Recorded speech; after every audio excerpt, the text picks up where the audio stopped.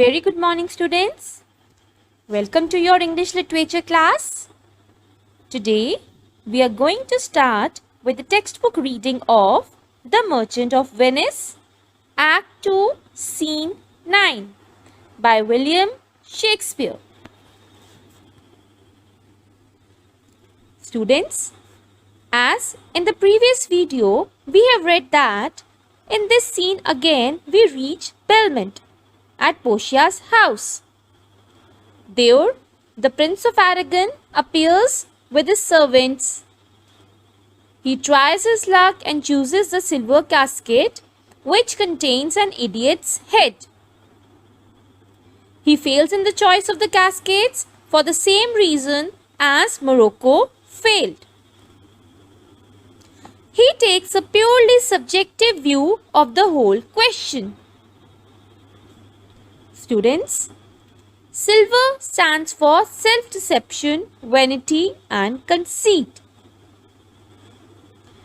Again, the scene revolves around valuation. Towards the end of the scene, we come to know about the personal preference of Portia, her fascination towards Bassanio.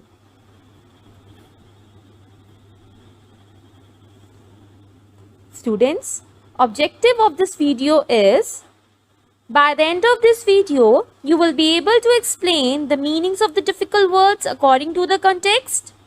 You will be able to explain references according to the text. You will be able to explain lines 1 till 34 in your own words. So let's get started. Students, open your The Merchant of Venice textbook at page number 72. Let us read lines 1 till 9. Setting up this scene is at Belmont, a room in Portia's house. Enter Nerissa with the servitor. Nerissa, quick, quick, I pray thee, draw the curtain straight.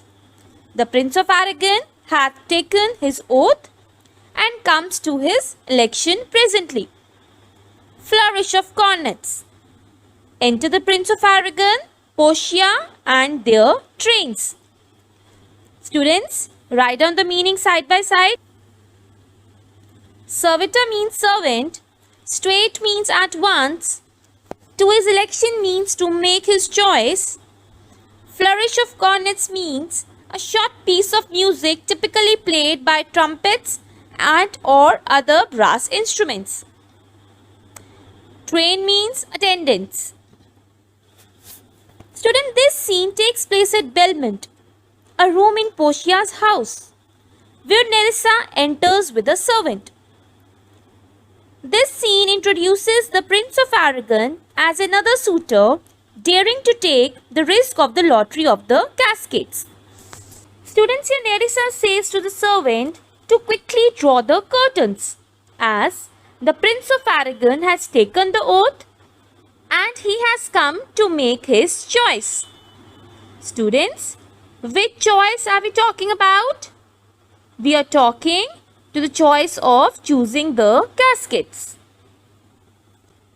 Portia, behold, there stand the caskets, noble prince. If you choose that wherein I am contained, straight shall our nuptial rites be solemnized. But if you fail, without more speech, my lord, you must be gone from hence immediately. Students, write down the meaning first. Behold means see. Caskets means a small ornamental box or chest for holding jewels, letters or other valued objects. Wherein I am contained means in which I am, that is, Portia's picture is encased.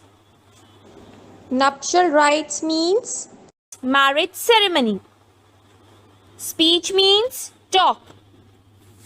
Students, here Portia tells Prince of Aragon that if he chooses the casket which has her picture in it, the wedding will be solemnized at once. But if he fails in choosing the right casket, then he must leave the place immediately without any further talk. Now let's read the gist of these lines. Nerissa requests the servant to open the curtains quickly, as Prince of Aragon has taken the oath and has come to make his choice. Now Portia tells Prince that if he chooses a casket that contains a picture, they will get married right away. But if he makes the wrong choice, he must leave from there immediately without saying another word. Now let's read further, lines 10 till 19. Aragon, I am enjoined by oath to observe 3 things. First, never to unfold to anyone which casket 'twas I chose. Next, if I fail of the right casket, never in my life to woo a maid in way of marriage. Lastly, if I do fail in fortune of my choice, immediately to leave you and be gone. Student, write down the meaning first. Enjoined means bound. Oath means solemn promise. Observe means promise. Unfold means disclose. Fail of means fail in the choice of. Do fail in fortune means unlucky in. Students, Aragon here says that he is bound by his oath to observe 3 things. First, he will never tell anyone which casket he chose. Second, if he fails to choose the right casket, he will never for the rest of his life propose to marry any other lady. Lastly, if he makes a wrong choice, he will leave the place at once. Students, which place we are referring here? We are referring Belmont.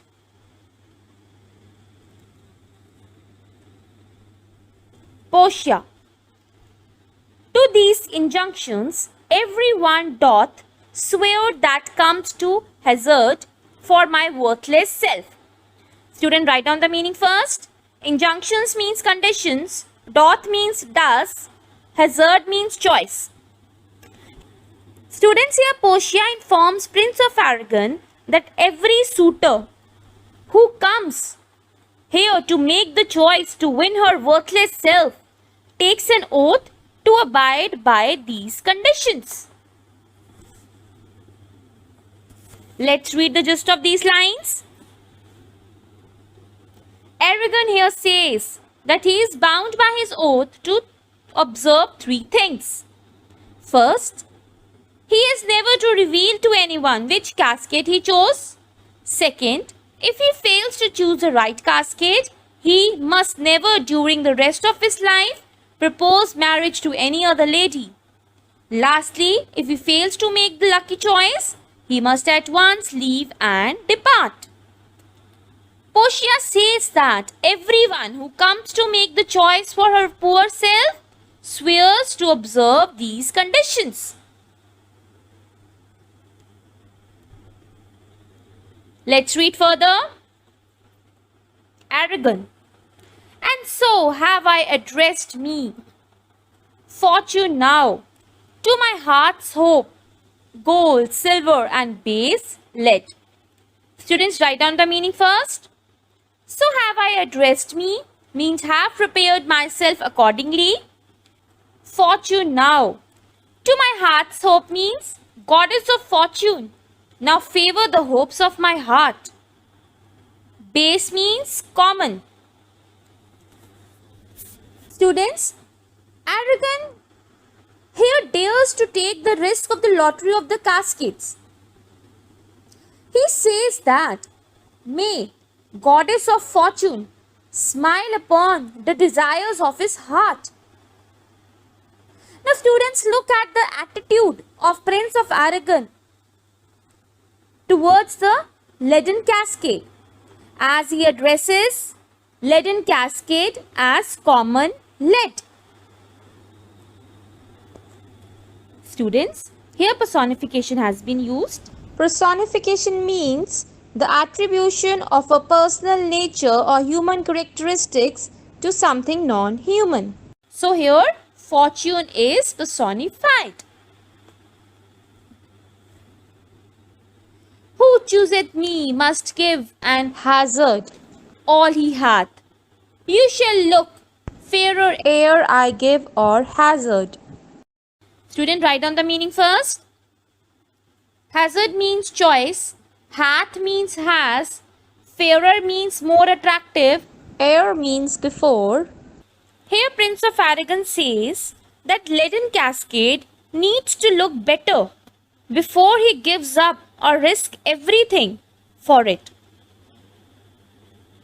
He is making the same error as the Prince of Morocco did. He does not realize that the risk he has to take is for Portia and not for the leaden cascade. What says the golden chest? Let me see.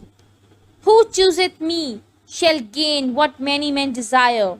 What many men desire? That many may be meant by the fool multitude that choose by show, not learning more than the fond eye doth teach.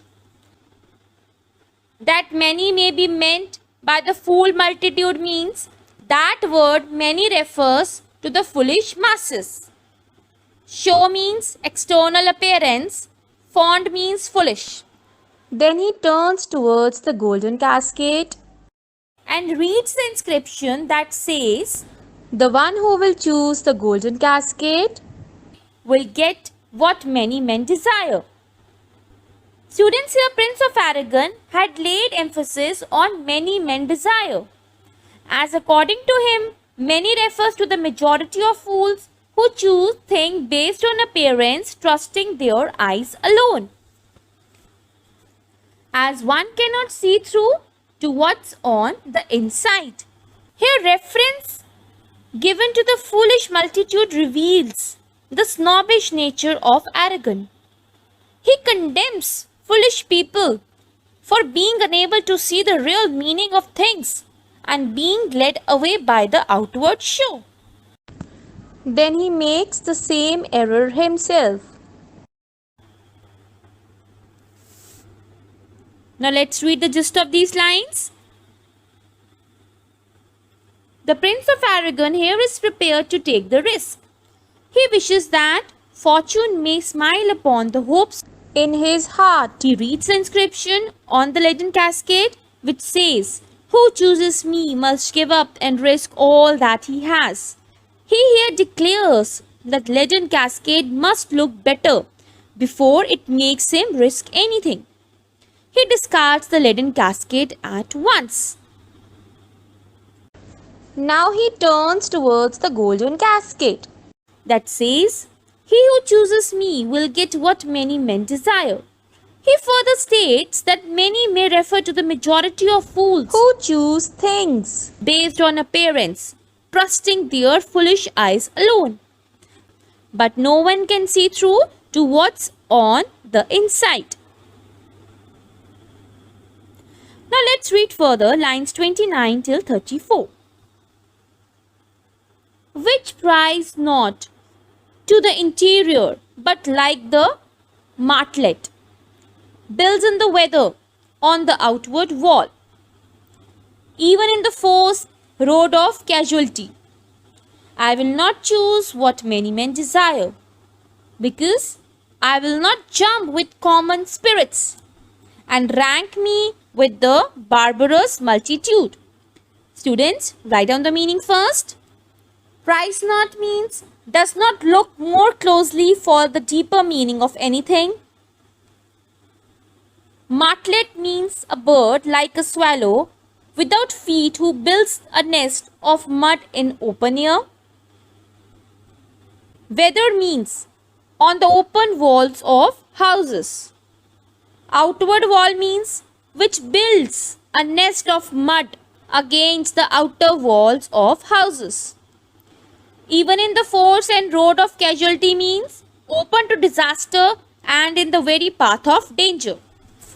Jump means go along with, Common spirits means common men.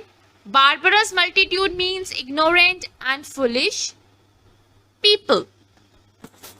Now, students, here Prince of Arrogance says those people are like martlet birds who build their nests on the outer walls, obsessed with the outside. So Prince of Arrogance says that he will not choose that what many men desire, because he will not join in with the common people and put himself on the level of ignorant, foolish people. Students, as literary device simile has been used here, as here people have been compared to martlet birds. As what is simile?